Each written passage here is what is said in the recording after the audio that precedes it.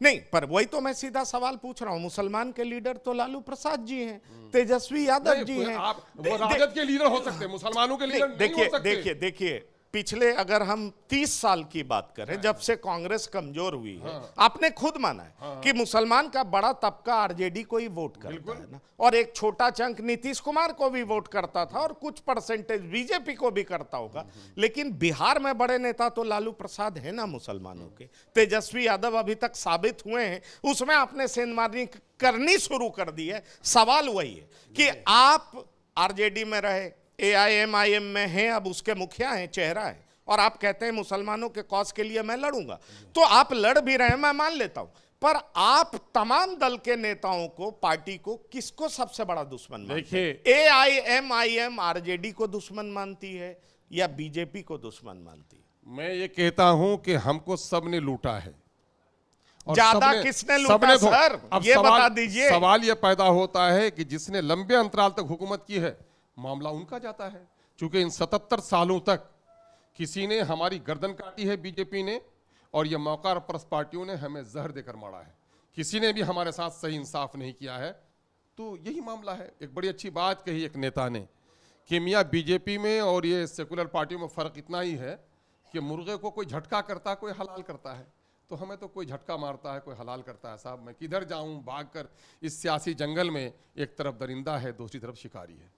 पर खुलकर नहीं बोलने की अरे खुलकर आप समझ रहे हैं, समझदारों के लिए इशारे काफी हैं भाई। तो नहीं, समझदारों के लिए इशारे काफी हैं। क्यों कर रहे हैं सर? खुलकर बोलिए ना। मेरे लोग समझ रहे हैं कि जिसने लंबे अंतराल तक हुकूमत की है वो ज्यादा जिम्मेदार है मेरी बदहाली का, और हम खुद भी जिम्मेदार हैं अपनी बदहाली का।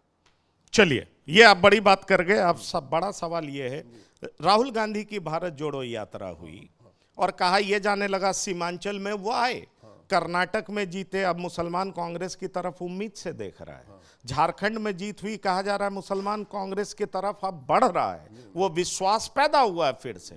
अब बिहार में भी कांग्रेस का कॉन्फिडेंस बढ़ गया है कि राहुल गांधी की यात्रा की वजह से मुसलमान अब कांग्रेस की तरफ देख रहे हैं। अगर मैं एआईएमआईएम से पूछूं तो मुसलमानों के बीच तेजस्वी यादव ज्यादा पॉपुलर है, लालू यादव ज्यादा पॉपुलर है, या राहुल गांधी पॉपुलर है? मैं कह रहा हूं ये बात तो उन लोगों से पूछिए। मैं तो इस वक्त देख रहा हूं कि बिहार में एमआईएम मुसलमानों के दरमियान में सबसे ज्यादा पॉपुलर है, इसलिए कि मेरे साथ भी खड़े हैं, और जब इनका काफिला निकलता है तो इनको भी झंडे दिखा के कहते हैं, इसलिए मैं सबसे ज्यादा पॉपुलर मुसलमानों में मैं हूं। आप बार बार कहते रहे हमको शामिल करो, बीजेपी को हराना है, आपने चिट्ठी लिखी, आपकी एक गाड़ियों का लंबा काफिला उनके दफ्तर तक भी गया, हम लोगों ने कवर भी किया, हम आपकी हर खबर को प्रमुखता से दिखाते हैं। अब आप ये बताइए कि आरजेडी ने आपको क्यों नहीं लिया, जबकि आपके आपके आपके नेता की दोस्ती तो लालू जी से बहुत अच्छी है। मैं कह क्यों नहीं लिया, ये सवाल तो अब उनसे पूछिएगा। नहीं, पर आपको लग रहा होगा ना कि क्यों नहीं लिया। मैं ये समझता हूं, ये ओवैसी जी, अख्तरुल इमाम साहब का वन साइडेड लव है, लंबे समय से वन साइडेड लव है कि क्या है, ये बता तो दीजिए। एक तरफा प्यार है? नहीं, माशूका ये कहती रही कि मेरा आशिक मेरे दरवाजे पे आता नहीं है ना, इसलिए मैं मुखातिब नहीं हूं। मैंने दुनिया को बता दिया कि देखो मगरूर आशिका के दरवाजे पे हूं, माशूका के दरवाजे पे हूं, फिर भी वो आंखें नहीं खोलती है। तो असल हम लोग क्षेत्र में जाते थे तो लोग कहते थे कि आप लोग गठबंधन क्यों नहीं कर लेते। आप लोग भी कभी कभी विश्लेषण में करते थे कि साहब एमआईएम को गठबंधन कर लेना चाहिए। तो गठबंधन मैं नहीं करता हूं या गठबंधन आप नहीं करते हैं, ये दुनिया को हम बता देने में कामयाब हो गए। हमने चिट्ठी लिखकर कह दिया और ढोल बजाकर भी कह दिया कि हम आपके साथ जाने के लिए, और क्यों जाने के लिए तैयार हैं। 4 लोगों को मेरे भगा के जेल के लेके गए, उनसे फिर भी मैं हाथ मिला रहा हूं। आप कहिएगा साहब ये तो बेशर्मी है, ये कमजोरी है। कमजोरी नहीं है, मैं विचारधारा की राजनीति करता हूं। बिहार में और पूरे देश में बीजेपी जो इस वक्त नंगा नाच रही है और संविधान पर जो हमला कर रही है, मैं ऐसे वक्त में समझता हूं कि मेरी बका और मेरे जान और माल का मसला बाज का है, लेकिन 2 चीज़ों को बचाना ज़रूरी है। एक तो संविधान को, और दूसरा कहीं न कहीं हिंदू और मुसलमानों के सौहार्द को।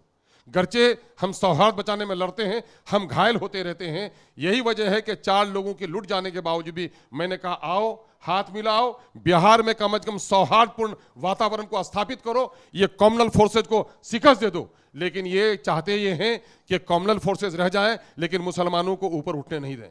मैं अक्सर कहता रहा हूं, बात तल्ख है हमारी, गांव की गरीब बेवा की बेटी खूबसूरत होती है, उसके जिस्म को हर कोई नोचना चाहता है, उसके बिंदिया पे सिंदूर कोई नहीं लगाना चाहता है। मुसलमानों का हाल वही हो गया है कि इनका वोट लेना चाहता है, लेकिन सत्य में इनको कोई साझीदार बनाना नहीं चाहता है।